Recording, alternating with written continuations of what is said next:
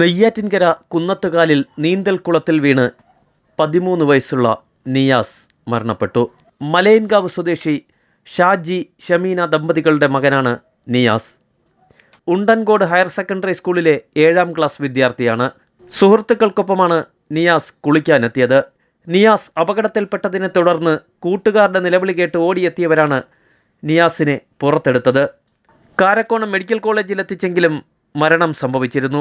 ഇവിടെ കുഞ്ഞുങ്ങളെ ഇടയ്ക്കിടയ്ക്കൊക്കെ വരാറുണ്ട്. ഇന്ന് പിന്നെ ലീവായതുകൊണ്ട് കുഞ്ഞുങ്ങൾ വന്നതായിരുന്നു. ഇന്ന് 11 മണി കഴിഞ്ഞ സമയത്തായിരുന്നു സംഭവം നടന്നത്. 3 പേരുണ്ടായിരുന്നു. കുഞ്ഞിൻ്റെ സഹോദരനും വേറൊരു കുഞ്ഞും. അപ്പോൾ മരിച്ച കുഞ്ഞ് വീണപ്പോഴത്തേക്ക് മറ്റു കുഞ്ഞുങ്ങളെ റോഡിൽ പോയി ആളുകളെ വിളിച്ചുകൊണ്ട് വരികയും അവർ വന്ന് നോക്കിയിട്ട് ഫയർഫോഴ്സിനെ അറിയിക്കുകയായിരുന്നു.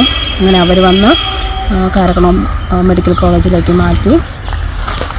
കുഞ്ഞുങ്ങൾ സ്ഥിരം അവിടെ വരുന്നതാണ്. എപ്പോഴും ലീവ് സമയത്തൊക്കെ പിള്ളേർ നല്ല തിരക്കിലാണ്. ഇവിടെ എല്ലാവരും വരുന്നതാണ് പതിവായിട്ട്.